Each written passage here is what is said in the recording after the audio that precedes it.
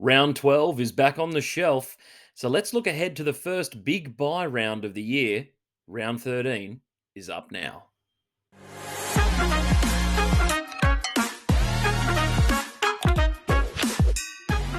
What's going on, guys? Bergs here from The Casual Athlete, and we're here again to hit you with another tipping and predictions video this week for round 13. But let's take a look back at how we did on our tips last week. As you can see here, guys, we had a pretty good week last week, 5 out of 8 tips correct.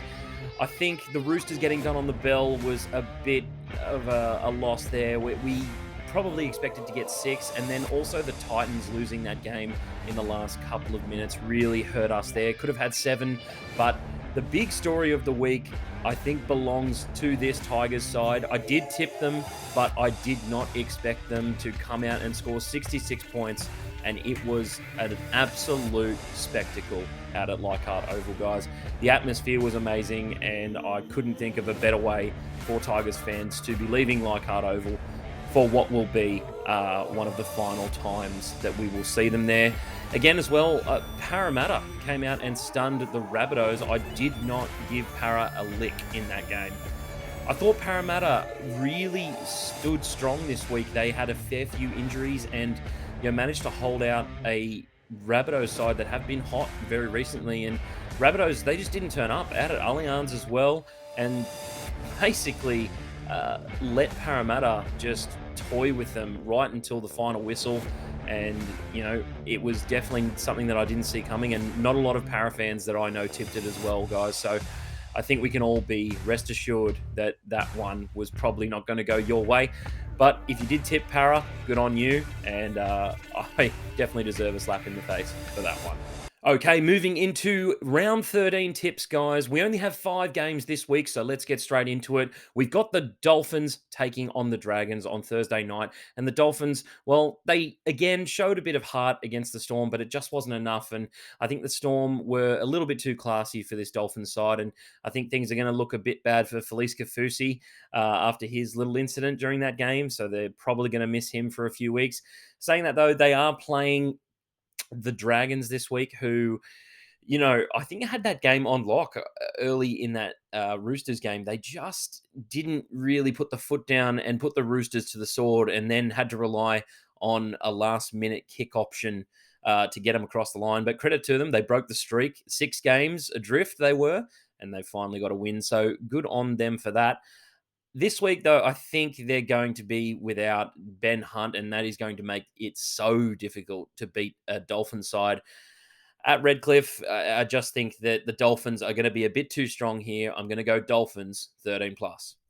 Next game of the round takes us to Friday night, where we have the Eels taking on the Cowboys at CommBank Stadium. And these two teams, the record head to head is pretty split at the moment. It's 3-2 in the last 5 games, 3 for Parramatta and 2 for the Cowboys.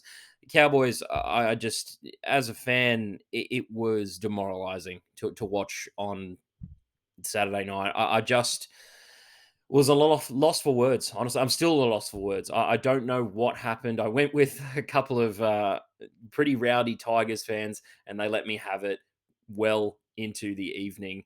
There was a few more drinks had, and a few more on top of that, just trying to forget about what happened at Leichhardt Oval. And this Eel side, man, I tell you what, they absolutely stunned me on Friday night. I could not believe what I was watching. The Rabbitohs have scored an average of 36 points against the Eels in the last 6 matchups, with the Eels scoring an average of 11. And for the Eels to come out and put on 36 points against what I would say are the competition favourites right now was a statement and a half, especially with the injuries that they had. They had Ryan Madison go off for a period. Sean Lane was out as well. Junior Paulo playing big minutes, playing really well. The halves just fired. Mitchell Moses with 4 try assists was unstoppable. And Dylan Brown also had a fantastic game. Coming up against an absolutely demoralized Cowboys side, I expect them to run up a score, especially with no Valentine Holmes and potentially guys like Ruben Cotter. I hear they might be getting Taumalolo back, but I just don't think it's going to be enough. This is a game that I do think Parramatta could lose. However, I think the form guide suggests that with the Cowboys playing the way that they are, Parramatta get this one done. 13 plus. Next up, we move to Saturday's games now, where we have the Warriors taking on the Broncos in Napier, which is a great sign for Warriors fans. They're moving around the country, and I love to see that. And for these two teams, the head to head over the last 5 games is actually 2 wins each and a draw. So I'm looking at the form guide coming into this one and not knowing really who to pick. But I will say a couple of things. On the Broncos side of things, they're going to be missing Payne Haas, Pat Carrigan, potentially Tom Flegler as well, with Origin selection coming up. So you'd think that the Warriors definitely have the upper hand in this one. And I'm going to lean on that. I think that the Warriors are playing some very good football at the moment. They've just come off the bye. They're going to be fresh. And that forward pack has had time to heal. Tohu Harris has had another week. Adam Fanua-Blake is playing some fantastic football and scoring a meat pie or two at the moment. He is unstoppable. So I'm actually going to go the Warriors in this game, guys. That's right.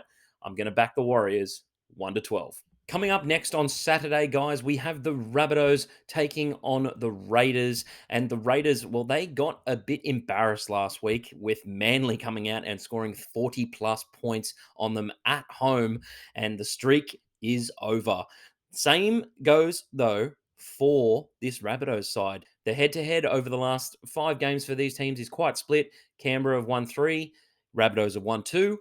And I think without their origin stars, respectively, the Raiders definitely have gotten the luck of the draw here. They're taking on the Rabbitohs at a very good time. They're going to be without Damien Cook. They're going to be without Latrell Mitchell and potentially Campbell Graham as well.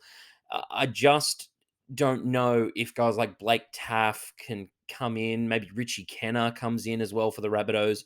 I just don't know if those guys can do a job.